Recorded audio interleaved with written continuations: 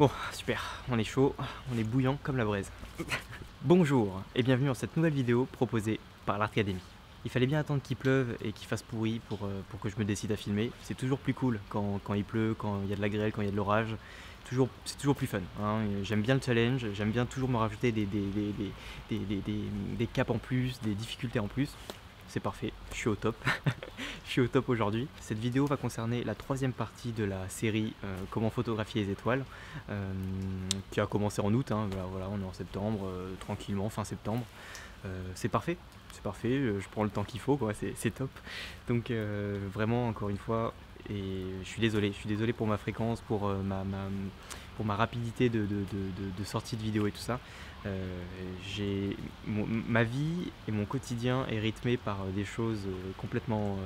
voilà, je peux pas prévoir ce qui va se passer. Et quand j'étais en train de filmer au château en pleine nuit, j'étais incapable de me douter de tout ce qui allait m'arriver jusqu'à maintenant. Donc voilà, je suis vraiment désolé pour ça. J'espère que vous comprenez. En attendant, aujourd'hui, ben voilà, j'y suis, je filme et c'est cool. Donc on est parti sur cette post-production, plus concis possible, avec une petite partie où je vous montre des photos que j'ai déjà retouchées de la série que j'ai faite pendant la captation, et une photo que je n'ai même pas regardée, enfin que très peu regardée et très peu développée, que je vais développer avec vous en direct pour voir un petit peu ce qu'on peut faire, et voilà. Donc ça risque d'être sympa, Et puis voilà, c'est parti, je fais pas durer le suspense plus longtemps. Let's go! On se retrouve au bureau pour la suite des aventures et pour la finalisation de cette aventure. Voilà, donc j'ai pris un petit peu le temps pour dérocher tout ça. J'ai pris même pas mal le temps. J'ai fait des retouches, j'ai fait 2-3 photos, forcément j'avais envie de voir le résultat et donc je me suis directement lancé dessus. Ceux qui me suivent sur Facebook ou sur Instagram ont pu sans doute voir quelques petites photos que j'ai postées. Ça va être très simple, je vais vous montrer rapidement 4 exemples, 4 photos que j'ai appréciées, que j'ai gardées, pas forcément que j'ai montré, mais en tout cas qui étaient intéressantes. Donc on va voir ces 4 photos là et je vais vous expliquer ce qui est intéressant sur ces photos, ce que j'ai trouvé intéressant. Et sans forcément trop rentrer dans la technique et tout ça, puis après pour vous montrer, je vais en prendre une que j'ai pas du tout faite encore, et je vais faire la retouche avec vous et le développement avec vous, on va voir ce que ça donne. J'espère que ça va pas trop être galère, j'espère qu'on va pas trop galérer. Donc voilà, donc on est parti. On va commencer avec cette première photo qui est, on va dire, la photo de la soirée, quoi, hein. La photo de la soirée qui a vraiment marqué, qui m'a vraiment plu. Où sur le moment, je vous disais que, sur le moment quand j'en parlais, je disais qu'il y avait une étoile filante qui était passée et tout ça. Sur le moment j'ai dit ça, mais après réflexion et après conseil de personnes un peu plus qualifiées que moi dans le domaine, ce ne serait pas une étoile filante, et c'est logique après quand on regarde et quand on voit, en un espace de 15 secondes, parce que je crois que cette photo a été prise pendant 15 secondes, on va aller vérifier ça tout de suite. Voilà, sur la photo originale qui est ici, hein, qui n'a rien à voir, c'est une photo qui a été prise en 15 secondes, et donc en 15 secondes, une étoile filante n'aurait pas cette trajectoire-là, n'aurait pas cette distance-là de traîner en fait, et d'une manière aussi rectiligne, parce que là si on fait un zoom, d'ailleurs on voit qu'il y en a plusieurs, hein, il y en a une juste à côté, je crois qu'il y en avait deux autre part, on voit qu'en fait c'est tellement rectiligne que ça serait plus un satellite, et de par sa luminosité qui est vraiment importante, peut-être la station internationale, peut-être comme par hasard je serai là au moment où j'ai pris cette photo, parce qu'elle passe assez régulièrement, je crois que c'est toutes les heures qu'on peut la voir, je dis peut-être une connerie, mais je crois que c'est toutes les heures qu'on peut la voir passer, et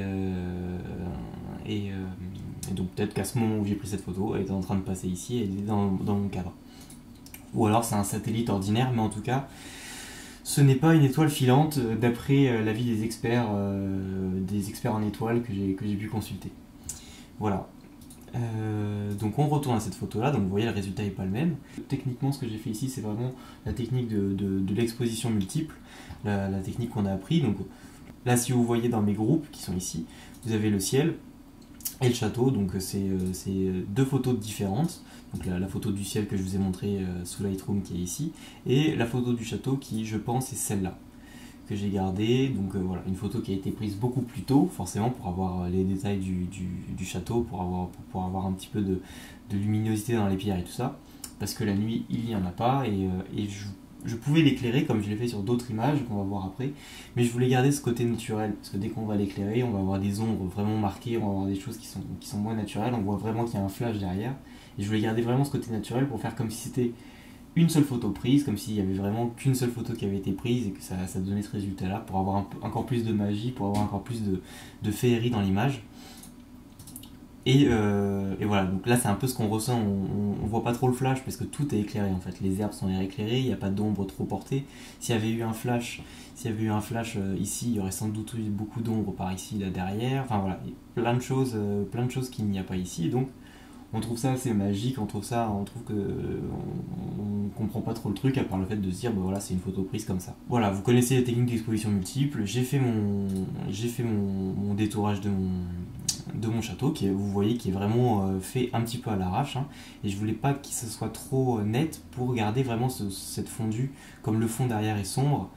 C'est pas grave que ce soit pas net, et c'est même mieux comme ça on a encore le château qui se fond encore, qui se fond encore plus dans le paysage, et je trouve ça intéressant.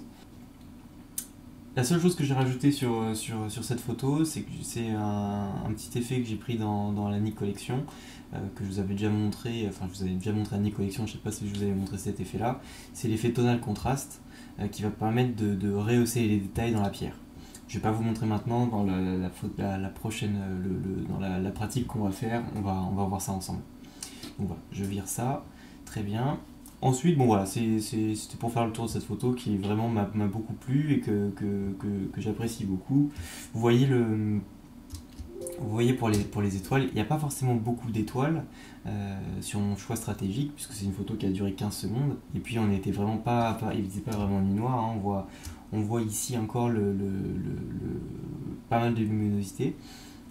Mais la photo est vraiment nette, on a peu de bruit, on a peu de bruit dans l'image, peu de grains. Là on en voit un peu, mais le résultat permet en fait, voilà, c'est un choix que j'ai fait, pas beaucoup d'étoiles mais pas beaucoup de grains pour avoir une photo le plus net possible, et garder quand même ce côté magique. Je trouve qu'il y a assez d'étoiles pour comprendre que c'est la nuit, et qu'il y a assez d'étoiles pour dégager ce côté-là.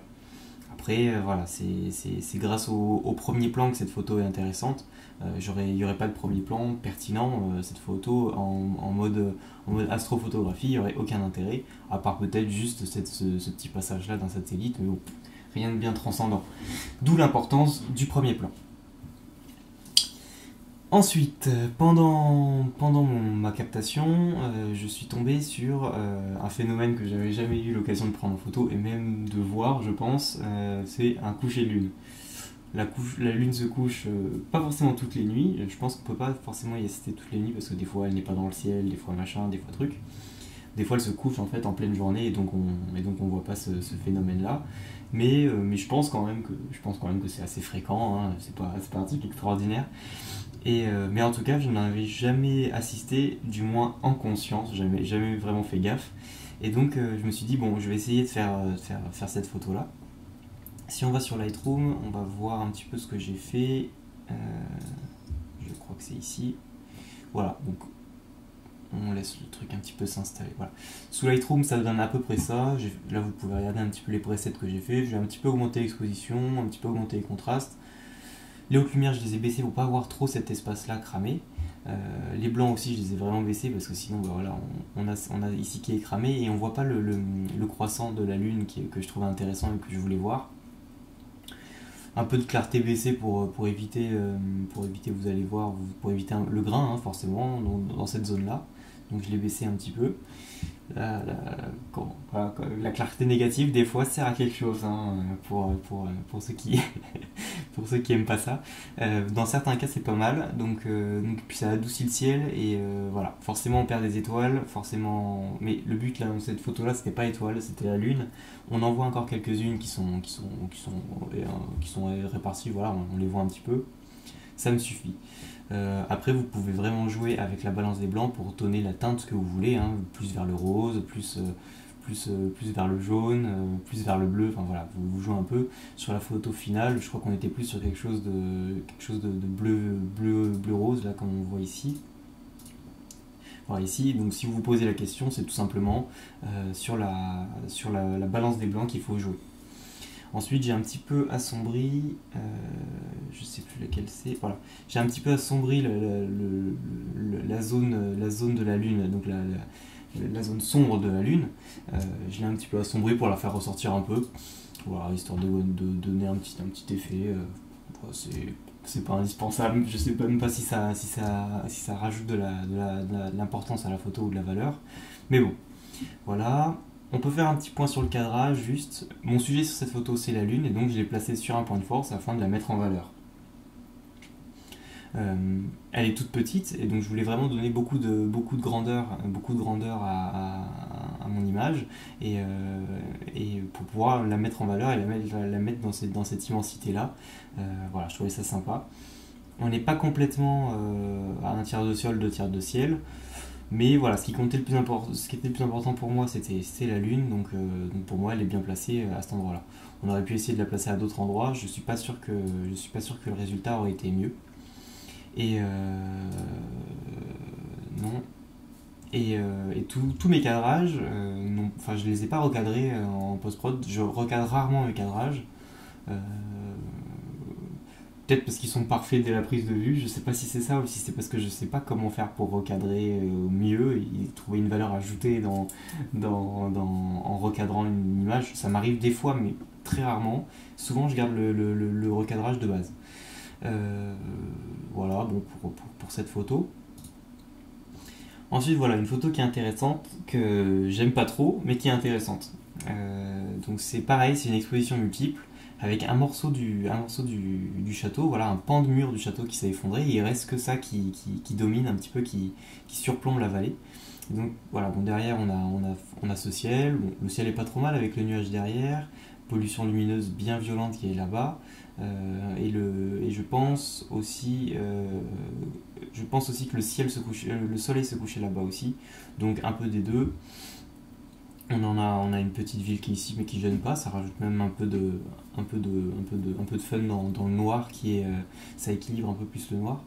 Pour pousser le truc un peu à la perfection et équilibrer un peu plus cette zone là qui est vraiment dans le noir, on aurait pu prendre ces lumières là et les mettre ici. Je vais vous montrer une technique rapide. Euh, Hop, hop. Donc là j'appuie sur CTRL ALT MAJ E et ça va en fait ça va me copier tous les calques que j'ai sélectionnés en dessous et ça va m'en faire un seul qui les comprend tous. Je sais pas si je vous avais déjà montré ça. Maintenant je vais sélectionner ça rapidement avec l'outil lasso qui est ici. L'outil lasso que vous pouvez sélectionner en appuyant sur L. Et ensuite je crois que c'est CTRL. Voilà, j'appuie sur CTRL et je vais prendre les lumières et je vais les mettre, admettons, ici. Voilà. Comme c'est dans le noir, c'est vraiment très simple à désélectionner et à sélectionner et tout ça. Puis après, ici, il suffit de prendre le pinceau en noir et les effacer. Et puis voilà, on n'en parle plus. C'est très rapide, très simple, ça permet d'équilibrer. Et puis après, vous pouvez même les déplacer comme vous voulez. Vous pouvez les sélectionner juste cette partie-là, la mettre ici, celle-là ici. Alors, vous en faites ce que vous voulez, quoi.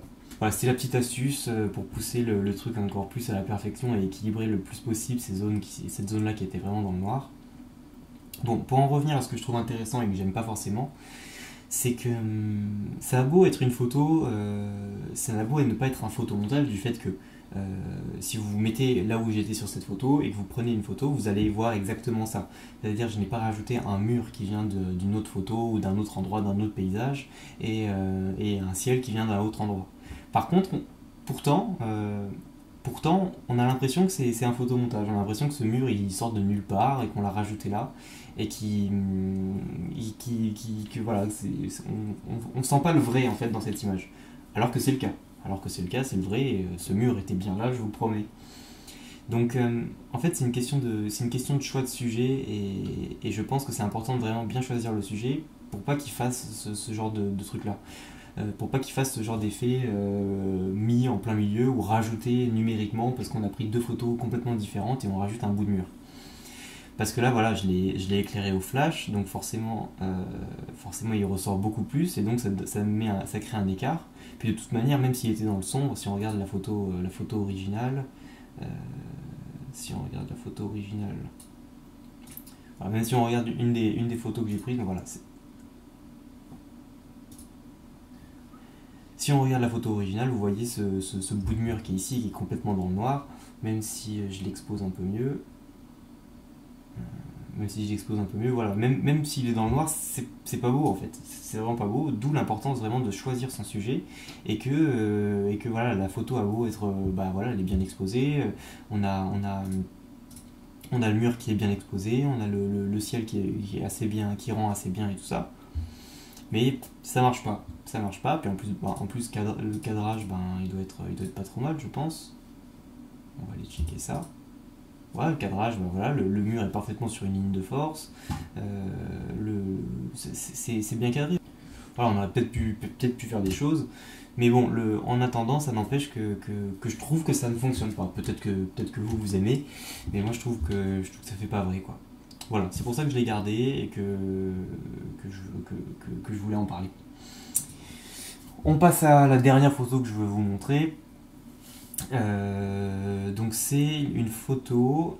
Donc ce qui est intéressant de cette image, bon, forcément voilà, il y a toujours cette idée de premier plan qui va permettre de meubler le ciel, parce que si on l'enlève clairement c'est tout noir, quoi, et c'est pas du tout intéressant, quoi.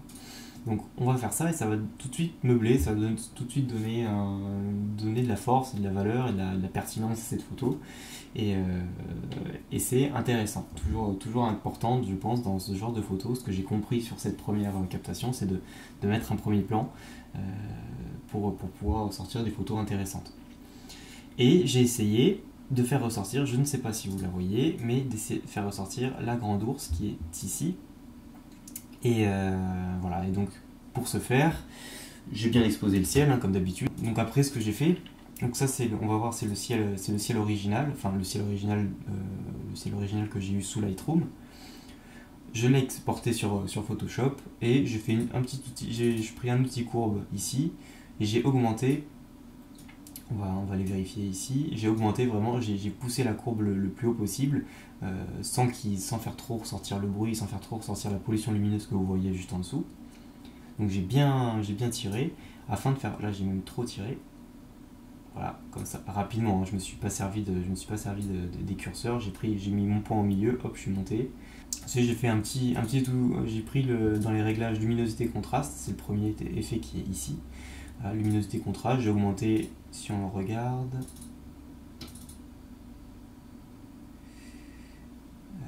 c'est pas ça. Si on regarde l'effet, comment il est, propriété, voilà, augmenter la luminosité à 95, le contraste à 73, et après j'ai juste fait un masque de fusion, comme je vous ai appris déjà. Vous cliquez ici, là, vous faites un masque, et après je suis juste venu avec mon pinceau et j'ai colorié, j'ai fait des petits points sur les étoiles.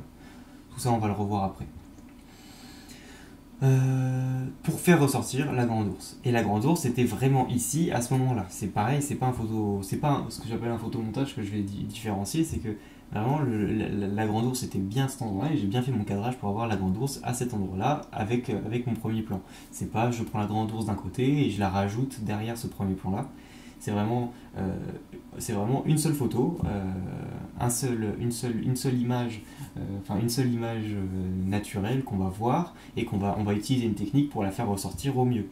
Mais ce n'est pas de la, enfin pour moi c'est pas de la triche parce que c'était quelque chose qui était vraiment présent à ce moment-là.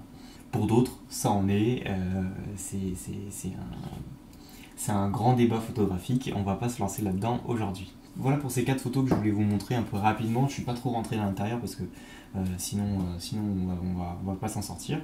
Maintenant, ce que je vais faire, c'est que je vais vous montrer en direct une retouche que je vais faire sur une image que je n'ai pas encore développée.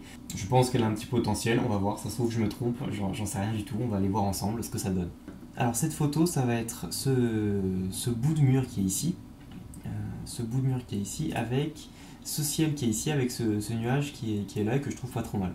J'ai fait au préalable une rapide retouche, donc vous pouvez checker ça un petit peu ici. Je me base pas sur l'histogramme, je me base pas sur tout ça, je me base juste au rendu que j'ai sous mes yeux en ce moment, tout simplement parce que je veux vraiment cette partie ici. Voilà, j'ai augmenté un petit peu la clarté pour faire ressortir un peu les ombres et les détails dans les pierres. Un peu mais pas trop parce qu'on va encore s'y attaquer après. Je touche pas aux détails, je augmente pas les détails, je augmente pas tout ça sous Lightroom, c'est sous Photoshop que je le fais. Voilà, j'ai baissé un peu la noire pour atténuer les ombres qu'il y a dû à la lumière et enfin, à l'éclairage qui crée forcément des ombres. Un petit peu d'exposition augmentée, voilà. Rien de bien fou, on va pas y passer 107 ans sur ça. Sur mon ciel, pareil, bon là forcément, j'ai même pas augmenté l'exposition parce que ça va faire trop ressortir le bruit dans ce nuage qui est ici. Si j'augmente un petit peu, le nuage il devient complètement moche, donc je préfère ne pas trop l'augmenter. Pour pousser le truc au maximum, il faudrait prendre 2 fois cette photo là, faire une retouche juste du ciel pour l'optimiser au mieux et faire une image juste pour le nuage où on va augmenter l'exposition le plus possible pour bien le faire ressortir et dans les détails réduire le bruit au maximum pour avoir le nuage le mieux exposé, le plus doux, et après on superpose ces 2 photos là. Toujours pareil dans cette optique d'exposition multiple. Là je vais pas le faire, forcément. Réduction du bruit, on va pas le faire. Et réglage de base, l'exposition, on va se remettre juste comme ça, tout doux. Et encore, c'est même beaucoup. Ok. Donc là, je vais exporter ces 2 photos, parce que là, je suis sous Lightroom. Je vais exporter ces 2 photos, puis on se retrouve tout de suite sous Photoshop pour voir la suite. Voilà, j'ai mes 2 photos, donc je vais les exporter sous Photoshop. C'est parti. Donc je me retrouve avec mon mur. Comme je vous expliquais tout à l'heure, je n'augmente pas les détails tout de suite. Je préfère les augmenter sous Photoshop. Je sais pas pourquoi, j'ai pas vraiment de raison. Je préfère comme ça. Donc vous allez dans Filtre, Renforcement, Netteté optimisée. On va voir ce que ça donne. Vous augmentez le gain et tout ça en fonction de votre sujet. Hein. Ça dépend. Là pour les pierres, c'est pas mal d'augmenter un petit peu le rayon, de faire ressortir un effet un peu plus marqué que sur un visage par exemple. Où là, au contraire, plus vous allez augmenter les traits. Après, tout dépend du visage. Il y a des visages qui s'y prêtent, mais plus vous allez augmenter la netteté, plus ça va faire ressortir les défauts et tout ça. Sur les pierres, il n'y a pas cette question qui se pose, donc vous faites vraiment vous juger quoi, hein, comme vous aimez. Là, en plus de ça, vous pouvez voir qu'on refait ressortir les petits épis, les petites feuilles, les petites plantes qui sortent du mur que j'aime bien, que je trouve intéressantes. Donc voilà, c'est cool. On clique sur OK. Photoshop va faire son petit calcul et son petit ménage. Nickel. Donc voilà, on a notre mur. Bon, après, ce qu'on va commencer à faire, c'est le détourer. Je pense qu'à la baguette magique, ça peut passer très très bien. Voilà. Donc là, on n'est pas trop mal. Une fois qu'on a fait cette sélection-là un petit peu rapide, on va utiliser la sélection rapide. On va appuyer sur Alt pour faire moins. Et on va faire remonter un petit peu la sélection pour désélectionner les choses qu'on ne veut pas qui sélectionnent, forcément. Voilà, très bien. Donc là, ce qu'on va faire, c'est qu'on va aller dans Sélection, ici, Intervertir. Le fait d'intervertir votre sélection à ce moment-là, ça permet de désélectionner le ciel et pas le mur. Là, parce que comme j'ai sélectionné juste cette partie-là, si au moment de créer mon masque de fusion, ça aurait désélectionné cette partie. Donc j'intervertis pour sélectionner cette partie ici, et donc désélectionner celle-là quand je crée mon masque de fusion. Le masque de fusion, juste pour rappel, il n'est pas effacé, hein, il est toujours ici, il suffit juste de repasser par-dessus avec de la couleur blanche, et vous le faites réapparaître. Bon là ça paraît noir parce que forcément c'est un ciel noir, mais vous pouvez être sûr que c'est bien votre ciel avec vos étoiles et compagnie. Donc maintenant qu'on a notre mur qui est ici, on va pouvoir importer notre ciel. Donc c'est pareil, on y retourne, on prend notre photo, on la fait glisser. Et voilà. Donc là, on a notre image, on peut la faire passer directement en dessous de notre mur et on se retrouve avec notre mur et notre ciel. C'est tout bête. C'est vraiment tout bête. Si je regarde un petit peu, Bon, là on a un ciel qui est un petit peu plus bruité, les étoiles qui ressortent avec des teintes et tout ça. Vous pouvez le réduire sous Lightroom avec la réduction du bruit de luminance, je crois que ça s'appelle, quelque chose comme ça, et choisir un petit peu les paramètres. Il y a plein de choses, bon là ça me gêne pas forcément, Voilà, est-ce qu'on fait un petit test pour voir la netteté? Voilà, donc quand vous faites votre test de netteté, forcément vous faites ressortir bien plus les étoiles. Là on va faire un avant-après. Vous voyez bien la différence qui est flagrante. J'espère que vous le voyez à l'image. Mais en tout cas on fait apparaître beaucoup plus d'étoiles. Forcément on fait ressortir un peu de bruit. Mais bon, je pense que le jeu en vaut la chandelle pour cette photo. Et voilà, on se retrouve avec ça, on laisse tourner encore le petit Photoshop. Donc comme je vous le disais, je vais utiliser maintenant le petit plugin Nik Collection et je vais utiliser Tonal Contrast que je veux uniquement sur mon mur qui est ici. Donc voilà, moi je l'ai mis en favori, donc je l'ai directement ici. Je suis pas obligé de rentrer dans ColorFX Pro 4. ColorFX Pro 4 qui est un des onglets de la Nik Collection et c'est dans celui-là que vous allez trouver Tonal Contrast. Vous pouvez les ajouter en favori pour pas avoir à rentrer dans le truc et chercher dans toute la liste. C'est plus rapide. Donc là voilà, Tonal Contrast vient de s'ouvrir et donc je peux voir le résultat. Voilà, je peux le désactiver ici. Donc vous voyez l'effet que ça donne. Donc cet effet là je vais uniquement l'ajouter sur les pierres et pour pouvoir les faire ressortir un petit peu. Je vais regarder un petit peu sur la température parce que je trouvais que c'était un petit peu trop rouge à mon goût. Ok, comme ça me paraît good. Et je vais sélectionner le pinceau afin de pouvoir faire une sélection. En fait, ça va créer un masque de telle manière à ce que je peux insuffler cet effet de manière sélective là où j'en ai envie. Là, il ne faut pas que je me précipite. Excuse-moi, désolé, je me fais engueuler. Voilà, je sélectionne mon masque qui vient de s'apparaître ici, qui est appelé Nik Collection, et je vais pouvoir venir insuffler l'effet sur le mur uniquement. Voilà, après, peut-être que je peux me mettre un peu sur les étoiles comme ça, si vous voulez. Je pense que ça fait bien ressortir le bruit, et voilà, mais bon, ça fait ressortir un peu les étoiles. À vous de voir. À vous de voir. Moi, il y avait cette petite branche là qui me gênait ici en flou et qui était un peu trop verte par rapport aux autres et que j'aurais peut-être aimé virer. On va voir ça si c'est faisable rapidement. Donc là, une fois que vous avez fini votre retouche et tout ça, comme on a fait tout à l'heure, CTRL-ALT-MAJ-E. Et donc là, vous avez créé un nouveau calque qui comprend toutes les retouches que vous avez fait, tous les masques que vous avez mis, tout ça, ça fait juste un seul calque de tout ça, de la photo visible en fait, de la photo visible que vous aviez. Donc vous voyez, là, si je fasse tout, en un seul, j'ai tout. J'ai le ciel, j'ai le mur, j'ai l'effet Nik Collection, j'ai tout ça qui est sur un seul calque. Ça permet de faire des petits checkpoints comme ça et permet après de pouvoir retoucher de manière intéressante et de pouvoir recommencer ainsi de suite comme ça. J'aime bien le faire. Hop. Et donc là on va tester un petit peu, on va voir un petit peu si Photoshop est sympa ou pas aujourd'hui. On va voir.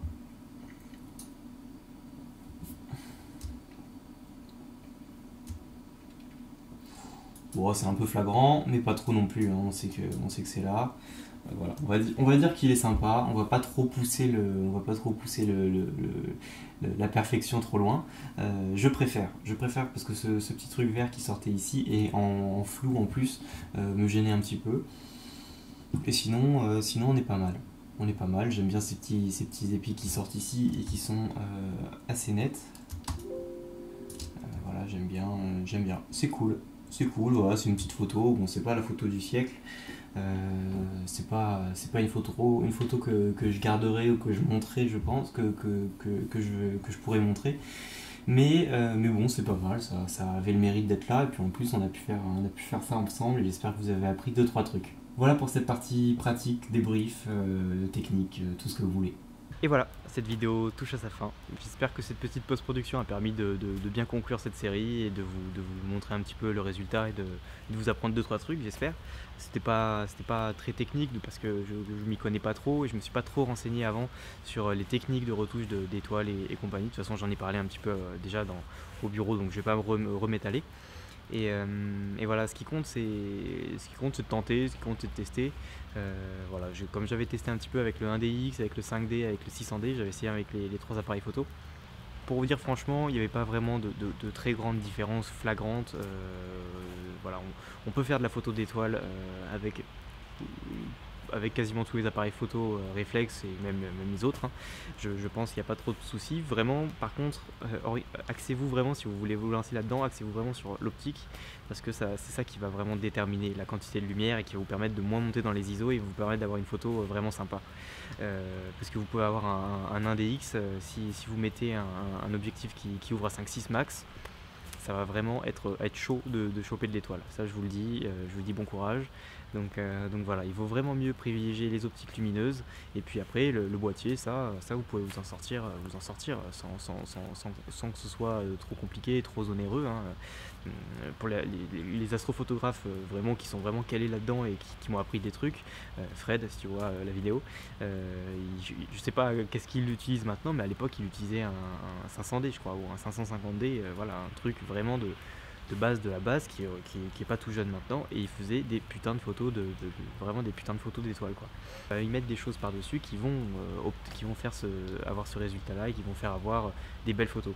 Donc c'est pas, je me suis dit voilà, je vous ai pas présenté les comparatifs et tout, j'ai pas envie de me lancer là-dedans, c'est pas super intéressant, je pense. Vraiment, axez-vous sur votre créativité, axez-vous sur vraiment le premier plan, c'est vraiment ce qui va en sortir et en tirer cette vidéo-là. Un ciel étoilé, c'est quelque chose de sympa, mais soit c'est un ciel étoilé de malade, vraiment de grand malade, et vous pouvez vraiment vous dire bon bah vous contentez juste de ça et dire voilà. Soit il vous faut un premier plan, il vous faut un sujet, il vous faut quelque chose qui va permettre de rendre cette photo beaucoup plus forte et beaucoup plus pertinente. Voilà, j'ai fini, j'ai dit tout ce que j'avais à dire, je vais pas me relancer dans d'autres trucs. Les prochaines vidéos sont pour bientôt, pour très bientôt. Je dis ça pour me motiver et pour me mettre dans une dynamique de rapidité, comme ça mais voilà, c'est une petite promesse que je vous fais, même si je ne promets rien. Mais le fait de le dire, ça me met un petit peu de pression, et je vais essayer de revenir le plus tôt possible pour faire des vidéos sur un autre truc enfin, toujours sur la photo et la vidéo, mais plus sur un aspect matériel, et voilà, peut-être sur un format qui peut être intéressant, je pense. On verra bien. On verra bien ce que l'avenir nous réserve, comme on dit. Et puis voilà, j'espère que cette vidéo vous a plu, encore une fois. N'hésitez pas à liker, commenter, partager, faites-vous plaisir dans les commentaires, dites-moi ce que vous en avez pensé de ce périple.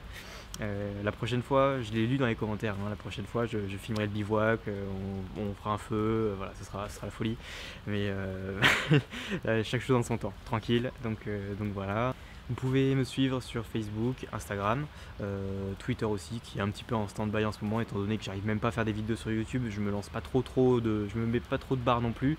Les challenges, ça va, mais il faut y aller mollo. Je vais pas vous assaillir de messages, tout simplement parce que je dois en envoyer un par an à peu près. Un par an, je pense que c'est à peu près ce que ma fréquence sur Twitter. Donc voilà, mais sur Instagram et Facebook, j'essaye d'être un peu plus présent, un peu plus dynamique. Donc vous pouvez aller jeter un œil, vous abonner, et puis aller liker les 2-3 photos que je publie. Voilà, j'ai fini de raconter ma vie, j'ai plus grand chose à dire, donc le mieux c'est que je la ferme. et puis voilà, donc la prochaine vidéo c'est pour très bientôt, et au cas où on se reverrait pas, je vous souhaite une bonne soirée et une excellente nuit.